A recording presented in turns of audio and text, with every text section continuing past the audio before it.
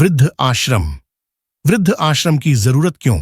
आज के समाज में वृद्ध आश्रम का जो चलन है, उसके पीछे का रहस्य क्या है? आइए इसे जानने की कोशिश करें। आप किसी भी बड़े शहर में जाकर देखिए, आपको कोई ना कोई वृद्ध आश्रम मिल जाएगा। और अगर आप उस वृद्ध आश्रम में जा सकते हैं तो जरूर जाइए। जब आप वृद्ध आश्रम में जाएंगे तो आपको अंदर बहुत से बुजुर्ग पुरुष और महिलाएं दिखाई देंगी। उनमें से कुछ बुजुर्ग खुश नजर आएंगे तो कुछ निराश।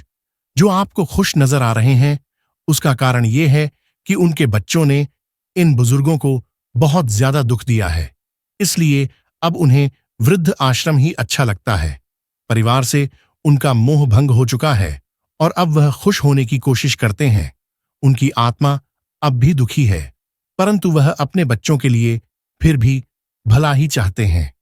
परंतु जो बुजुर्ग आपको निराश नजर आ रहे हैं, वह अपने बच्चों का साथ नहीं छोड़ना चाहते थे, परंतु बच्चों ने जबरदस्ती उन्हें अपने हाथों वृद्ध आश्रम में छोड़ दिया था।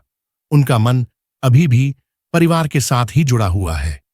यह दुनिया का कैसा उसूल है कि माँ बाप जिसे जन्म देता है, पालता है, बड़ा होकर उसी औलाद को माँ बाप बुरा क्यों लगता है?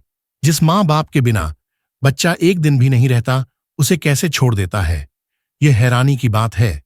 जानवर भी अपने बच्चों से दूर नहीं रह सकता। अगर किसी पेड़ की शाखाएं काट दी जाएं तो वह भी सूख जाती हैं।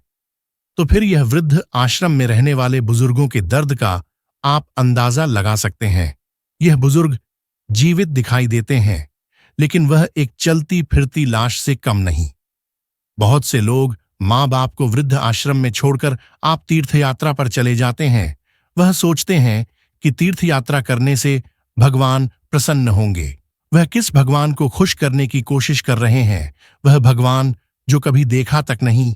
वह यह नहीं जानते कि भगवान को तो वह वृद्ध आश्रम में छोड़ आए हैं, जिन्होंने कुछ मांगने से पहले हर चीज बच्चों को उपलब्ध कराई। ऐसे लोगों को यह नहीं मालूम कि जब वह खुद बुजुर्ग हो जाएंगे तो उनका भी यही हश्र होना है। उनके बच्चे भी उन्हें वृद्ध आश्रम में छोड़ देंगे, क्योंकि उनके बच्चे भी यह सब देख रहे हैं। कुदरत का नियम है कि जैसा बोओगे वैसा ही काटोगे। बोया पेड़ बबूल का तो आम कहां से खाए। अब शायद आप सोच रहे होंगे कि ये बुजुर्ग गरीब परिवारों से हैं। हो सकता है कि इनके बच्चों के पास पैसा नहीं है, इसलिए वे अपने बुजुर्गों को वृद्धाश्रम छोड़ गए हैं। तो आप गलत सोच रहे हैं, क्योंकि ये बुजुर्ग गरीब नहीं हैं, बल्कि अच्छे परिवार के हैं, जिन्हें खाने पीने की कोई मुश्किल नहीं थी। वृद्ध आश्रम में इन्हीं के बच्चे यहां छोड़कर गए हैं। दूसरी तरफ अगर आप देखेंगे तो इन वृद्ध आश्रम में रहने वाले बुजुर्गों में आपको 1% से भी कम लोग मिलेंगे जो गरीब परिवारों से आते हैं। गरीब लोगों के पास साधन नहीं होते, परंतु उनका दिल बड़ा होता है। उनका अपने माँ बाप से गहरा रिश्ता होता है। वह चाहे भूखे रहे, लेकिन माँ बाप को कभी वृद्ध आश्रम नहीं छोड़ते। अब आप देखोगे कि वृद्ध आश्रम में जो बुजुर्ग हैं वह किन परिवारों से आते हैं? अमीर परिवारों से, जिन्होंने अपनी सारी जिंदगी बच्चों के लिए धन कमाने में गुजार दी, अपनी जिंदगी जी ही नहीं, और सिला क्या मिला? आखिरी वक्त तन्हाई, अकेलापन। आप जैसे कर्म करोगे वैसा ही फल पाओगे।